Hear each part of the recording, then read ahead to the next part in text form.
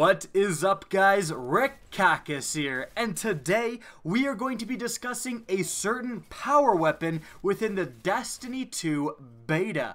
Or maybe weapon isn't the best word, maybe force of nature more accurately describes this thing. When ya boy Kakis is posting up crispy quads with a certain degree of regularity, you know something's up. Right? I am not really known as a PvP player. I'm definitely holding my own in PvP, actually doing quite well in the Destiny 2 beta, but you guys probably know me for PvE. And so when, again, I'm getting crispy quads, I'm even getting 5-man sprays with this thing, you best pay attention is what I'm saying. Now, the gun we're talking about is the main ingredient fusion rifle. This gun is just too good. Now, I'm mostly saying that in a sense of if you were to ask a friend, hey, how good is this gun? And he was like, bro, it's too good. You gotta try it out.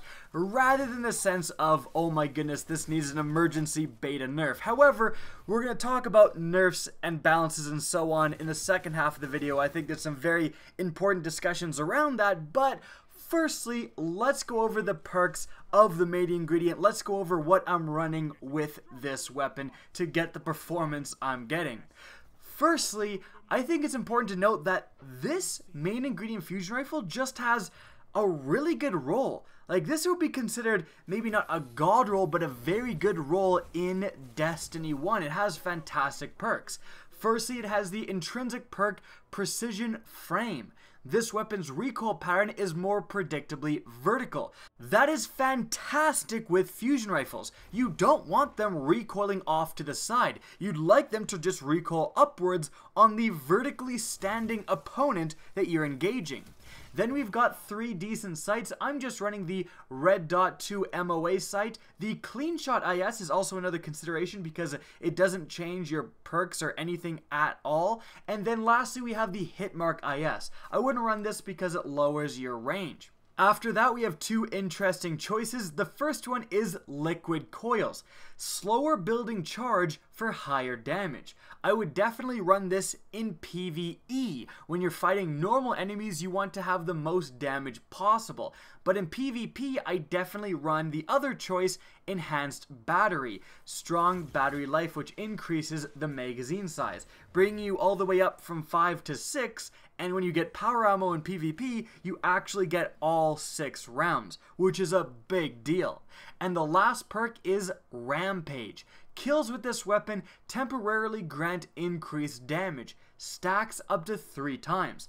This thing is actually beast in PvE, being able to go from enemy to enemy to enemy and, you know, kill a Scion and then guarantee that 1-hit kill on a Cabal, then guarantee another 1-hit kill on the Cabal. You just shred through enemies when you're getting that 3 times damage bonus, but it also does come up every so often in PvP as well.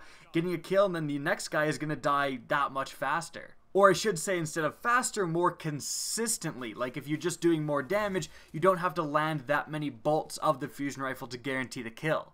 But one of the best parts about this weapon is that it's very easy to use. If you're a new player, like if you're just coming in to the Destiny 2 beta and you're not too great at PvP, this is the gun I would recommend you run. And if you're amazing at PvP, this is also the gun I would recommend you run. It's that good. 6 rounds is a big deal. That means that you can miss a few rounds and still get a decent amount of kills. I've done it myself. You miss a round, no big deal, just shoot it again. You've still got 4 more rounds in reserve, which is technically 4 more kills. This thing can take down enemies in one burst from pretty damn far away. Like, your range is pretty absurd. And the best part, and the grossest part, is that this thing takes down supers.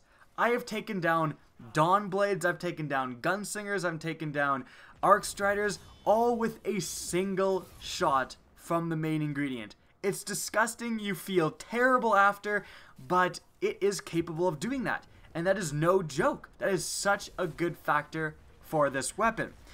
However, a big tip in using the main ingredient and what's going to kind of separate the good players from the great players is pre-charging. this weapon takes quite a while to charge its bolts. If you're going around the corner, start charging before you get around the corner, and then you'll see the enemy in front of you, zoom down sights, and it'll go off very quickly before they have a chance to really react and shoot back at you. And if there's no enemies behind that corner, simply let go of the trigger. But again, you really need to get used to pre-firing. Don't just go around looking for enemies and then when you see an enemy, start charging. Again, the really good players will have already been charging, basically predicting every engagement. And although this is a more close range weapon, you don't want to use it too close. Melees still do a decent amount of damage, and if you miss a close quarter fusion rifle shot on an enemy that then shoulder charges you and melees you right after, you could die pretty much instantly. So you kind of want to keep an okay amount of distance between you and the enemy. It can reach out and touch people, remember that. Don't try to snipe people across the map, but put enough distance so that you're outside of their melee range and stuff like that. Alright, now let's talk about the second half of the too good statement. Is this weapon actually too good, verging on overpowered? And I want to bring this up, not necessarily because I'm advocating for an emergency nerf, but because I've seen a lot of people say, this fusion rifle, boy, like, this thing is overpowered. Like, this thing is so good, it's clearly the best choice. Now, I do think that the fusion rifle is clearly the best choice for the beta. I see most people running this fusion rifle. It is so good.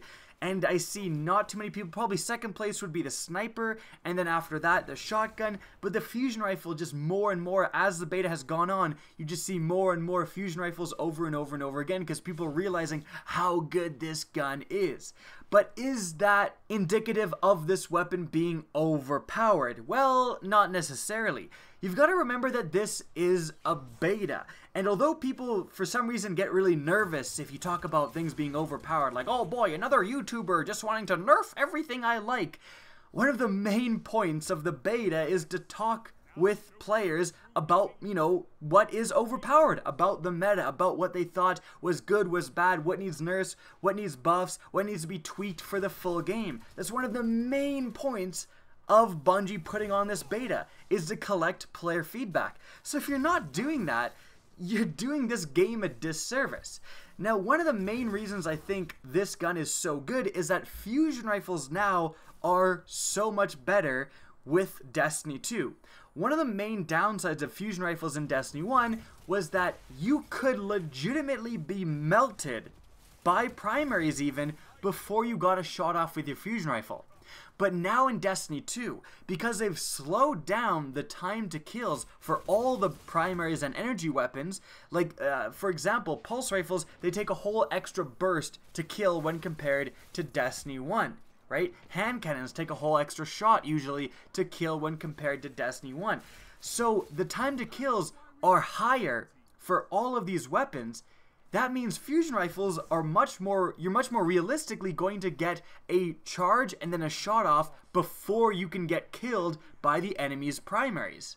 Now here's the thing, that applies to all of the other power weapons as well. Shotguns are much more easy to use now that you can realistically tank more damage getting up close and personal with the enemy and plugging him in the face. Same with snipers. You can take more shots before lining up your headshot and shooting the opponent, right? You got all power weapons because they're instant kill weapons. They're all just naturally better because the time to kill of all the other weapons has been expanded. But the real reason I think the main ingredient is as good as it is and has kind of fallen onto the top of the beta meta pyramid is, well, kind of twofold. Firstly, it's a very good roll, as we went over. It just naturally has, you know, almost a god roll, whereas compared to some of the other weapons, they don't really have that. But also, ammo. 6 rounds with the main ingredient, as long as you're using enhanced battery, is just insane. I was kind of shocked when I was using the Retro Futurist shotgun and I got only 4 rounds. Like, what is that? 4 rounds for the shotgun? 6 rounds for the fusion rifle? Well, those two weapons are, they're honestly kind of even, right? The shotgun has the same killing potential, kind of, than the main ingredient. I would argue that I prefer the main ingredient. It kills a lot further, and I definitely like it better than the Retrofuturist, but if they have some sort of parity, there's other people out there that definitely prefer shotguns, but the main ingredient gets 2 more rounds. That's 2 more kills. That's a really big deal. And so I hope Bungie has maybe better ideas of how these weapons can be more even in terms of ammo acquired in the full game. Like, the Retrofuturist better not set the benchmark for other shotguns. I think shotguns should be getting 5-6 rounds to match the main ingredient, not 4 rounds.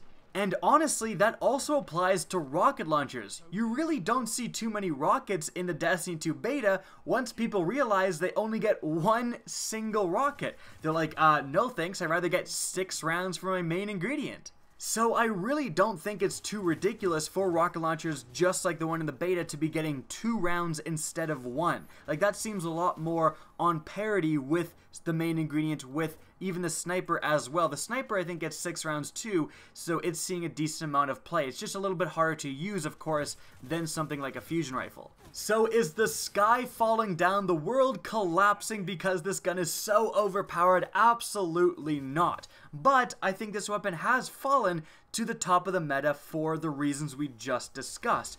And although I do think it's important to remember that in the full game, there's going to be so many more options that this topic may be irrelevant, right? In the full game, the main ingredient could be, one of the better fusion rifles, but the Retrofuturist shotgun, for example, could be one of the worst. And you're getting way better PvP shotgun rolls that are more competing with fusion rifles. That is definitely a possibility.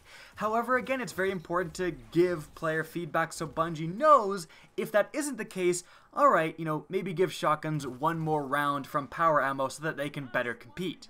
In any event, guys, those are my thoughts on the matter. Definitely use the main ingredient. It's by far the best power weapon, but also Bungie hopefully can implement some of those changes if they need to be implemented to have more of a parity in the full game in terms of power weapons.